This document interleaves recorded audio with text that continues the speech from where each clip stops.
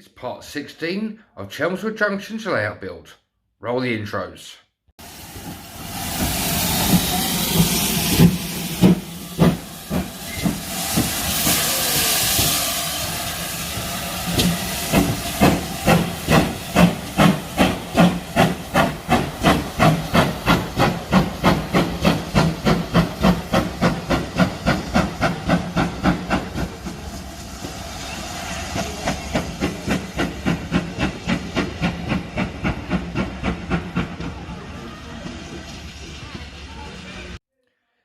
Hello and welcome back to Chelmswood Junction. I'm Peter. Today, like the title suggests, this is layout update number 16 for Chelmswood Junction. Now, not a lot has been going on with the layout in the past month or so. I have had a bit of a break. Came to the stage where I had a bit of modeller's block and I just couldn't think what to do next or what to challenge next. But I've got my mojo back and I'm back into doing the railway. So without further ado, I'm going to take you to the baseboard level and show you the new arrivals of locomotives. I've got new arrivals of rolling stock and show you around what's happening or what's happened with the layout since the last update. So we're going to start off at baseboard level with the new additions to the fleet. And straight away I have the last of the 7 coaches in the rake of the Mark V coaches in Arriva Cross Country livery. Now I did have originally 6, but I didn't have coach A, which is the first class and disabled coach. I now have that in stock on the railway, so that is now a full rake of 7 Mark V's. All I have to do now is get the HST power cast for that one. Wish me luck on that one because they are hard to get, and when they do come up they are quite expensive. Moving on to new on the railway, I will zoom you in a little bit, and that is class 43 Bachmann D838 Rapids. This is a class 43 warship, not to be confused with a class 42, because the class 42 warships and the class 43 warships were slightly different, as in with the engines. So this was bought at the Severn Valley Railway for my birthday weekend. So I went to the Severn Valley Railway spring steam up and it was an absolute brilliant day there. I would highly recommend a visit to the Severn Valley Railway, excuse me. Moving on as well, for my birthday, my lovely wife and daughter purchased 50035 Hornby's Ark Royal. Now this model has been out for probably about 15 years, maybe a bit less. So it's not a new loco, but it's a new loco in the essence on Chelmswood Junction. Now I had to go to Gloucestershire to go pick this item up because I found this item on Facebook and I got this at a bargain price of £100. Well, I didn't, but my wife and my daughter did. Nice drive down there. The gentleman that I bought this from was a lovely gentleman. Had a few other bits and pieces that he was selling, but wasn't for my taste or my era, so I just picked up Ark Royal.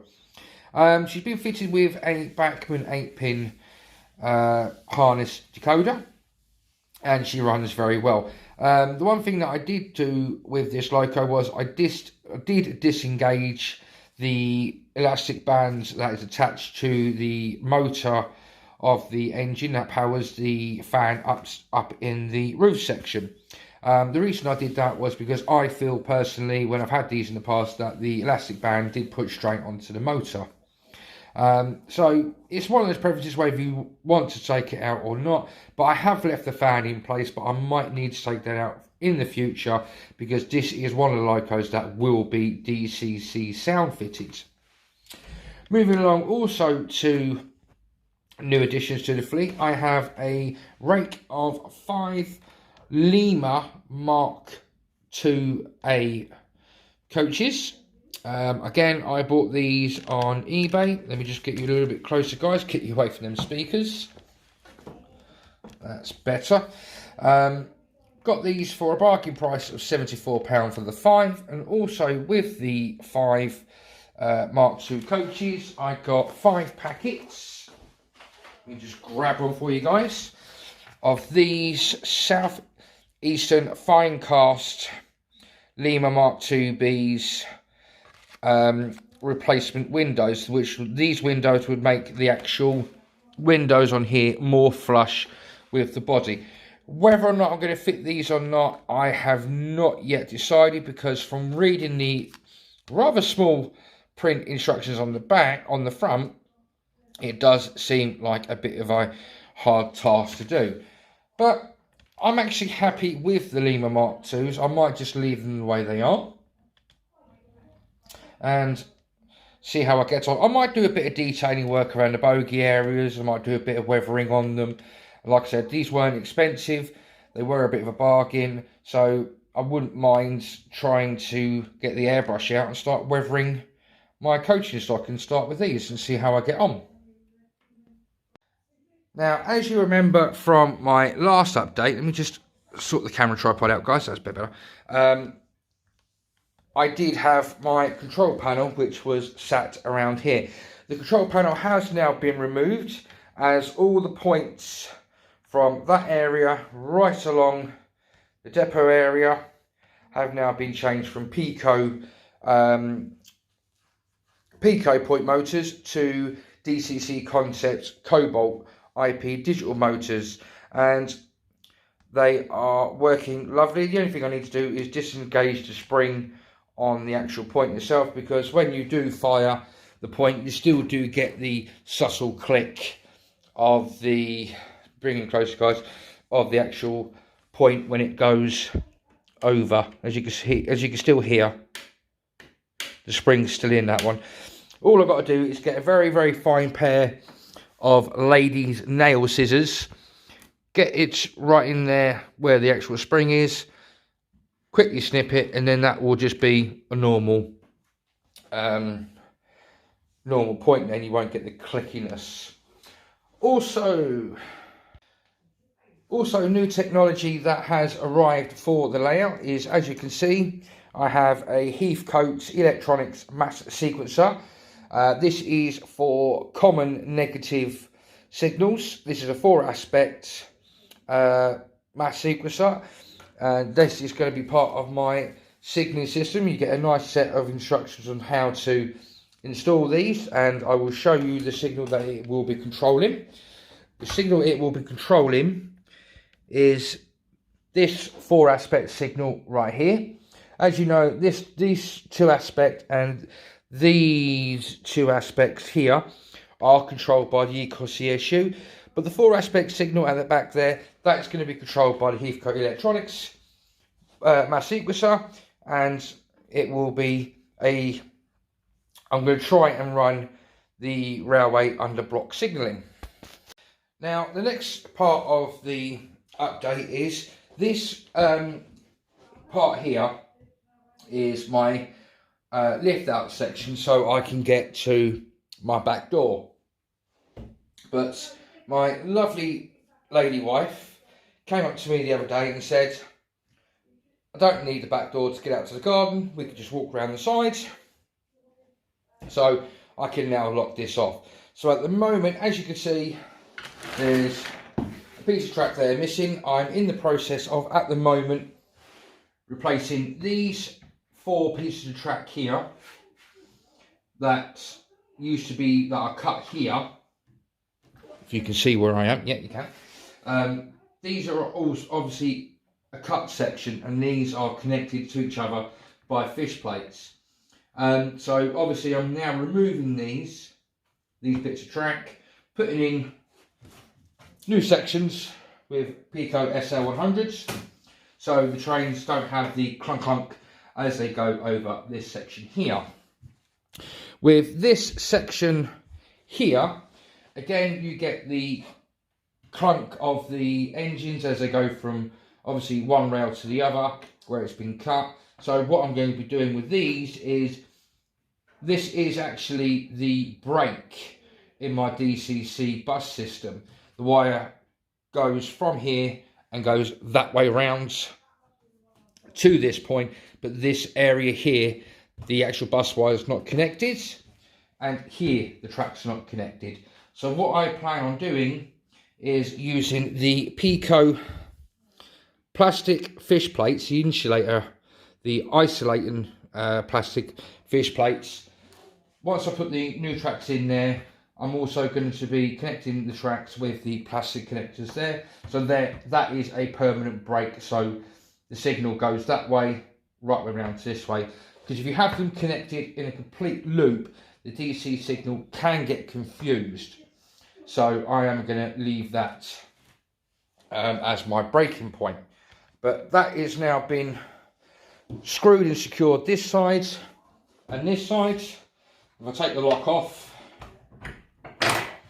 as you can see, it's not moving anymore. But I'm leaving the bolt in as a reminder that I do know that that is a lift out section. Also for my birthday, my absolute brilliant brother and sister-in-law bought me these lovely headstones for the church and graveyard area.